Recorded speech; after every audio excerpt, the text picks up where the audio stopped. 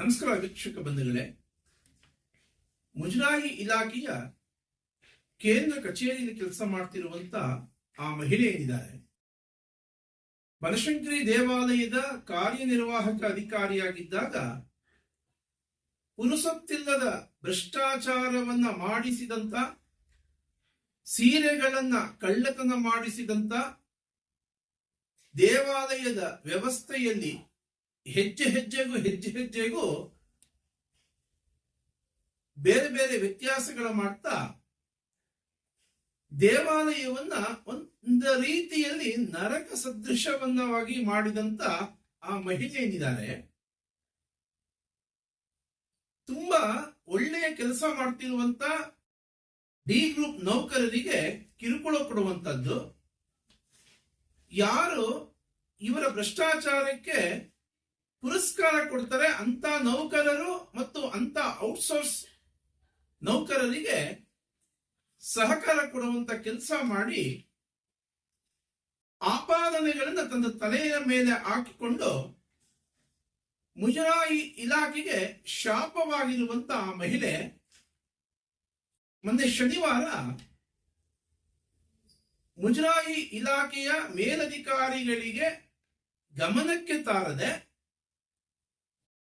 ಕೇಂದ್ರ ಕಚೇರಿಯಲ್ಲಿ ಆಪಾದಿತ ಅಧಿಕಾರಿಗಳೇನಿದ್ದಾರೆ ಅಂತವರಿಗೆ ಸುಳ್ಳು ಹೇಳಿ ಮಧ್ಯಾಹ್ನ 3 ಗಂಟೆವರೆಗೂ ನ್ಯಾಯಾಲಯದಲ್ಲಿ ತಮ್ಮ ಆಪಾದನೆಗಳನ್ನ ಮುಚ್ಚಿಡೋದಕ್ಕೋಸ್ಕರ ನ್ಯಾಯಾಲಯದ ಸಮಯವನ್ನ ವ್ಯರ್ಥ ಮಾಡ್ತಾ ಹೆಜ್ಜೆಗೂ ವಾಮ ಮಾರ್ಗದ ದಾರಿಯನ್ನ ಇಡುತ್ತಾ ನ್ಯಾಯಾಲಯದಲ್ಲಿ ಆ 4-5 ಗಂಟೆಗಳೇನು ಕೂತಿದ್ರು, ಬಹಳ ಆಶ್ಚರ್ಯ ಆಯ್ತು ನನಗೆ. ಎಲ್ಲೋ ಒಂದ್ ಕಡೆ ಅಯ್ಯೋ ಪಾಪ ಅನ್ಸ್ತು.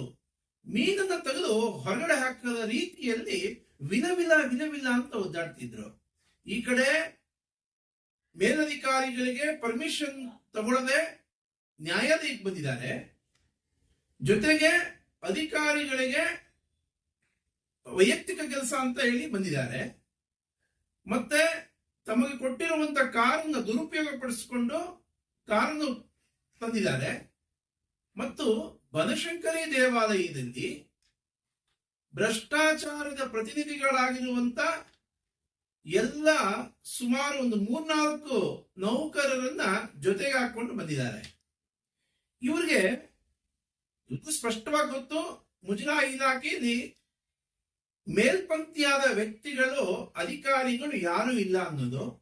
ಮುಜರಾಯಿ ಇಲಾಖೆಯಲ್ಲಿ ಯಾರೋ ಒಬ್ಬರು ತಪ್ಪು ಮಾಡಿದ್ರೆ ಅವ್ರಿಗೆ ಶಿಕ್ಷೆ ಕೊಡುವಂತ ಗಂಡನೆಯ ಗುಂಡಿಗೆ ಇರುವಂತ ವ್ಯಕ್ತಿಯನ್ನ ಸರ್ಕಾರ ಕೊಡಬೇಕು. ಆಗ ಸ್ವಲ್ಪ ವ್ಯವಸ್ಥೆಯನ್ನು ಸುಧಾರಿಸಲಿಕ್ಕೆ ಸಾಧ್ಯ ಆಗುತ್ತೆ. ಇವತ್ತು ಮುಜರಾಯಿ ಇಲಾಖೆ ಕಣ್ಣಲ್ಲಿ ನೀರಾಕುವಂತ ಸ್ಥಿತಿ ನಿರ್ಮಾಣ ಆಗಿದೆ. ಕಾರಣ ಏನು ಅಂದ್ರೆ, ಕಳ್ಳರು ಕಾಕರಿಗೆ ಒಂದು ಭ್ರಷ್ಟಾಚಾರ ಮಾಡೋದಿಕ್ಕೆ ಹೆಚ್ಚು ಪುರಸ್ಕಾರ ಸಿಗುವಂತ ವಾತಾವರಣ ನಿರ್ಮಾಣ ಆಗಿದೆ. ನ್ಯಾಯಾಲಯವನ್ನು ಎಷ್ಟು ದುರುಪಯೋಗ ಪಡಿಸ್ಕೊಳ್ತಿದ್ದಾರೆ, ಪೊಲೀಸ್ ಇಲಾಖೆಯನ್ನ ಸುಳ್ಳು ಹೇಳಿ ಎಷ್ಟು ದುರುಪಯೋಗ ಪಡಿಸ್ಕೊಳ್ತಾರೆ, ತಮ್ಮ ಆಪಾದನೆಗಳನ್ನ ಮುಚ್ಚುವುದಕ್ಕೋಸ್ಕರ ಎಷ್ಟೆಷ್ಟೆಲ್ಲ ವ್ಯವಹಾರಗಳು ಮಾಡ್ತಾ ಹೋಗ್ತಿದ್ದಾರೆ.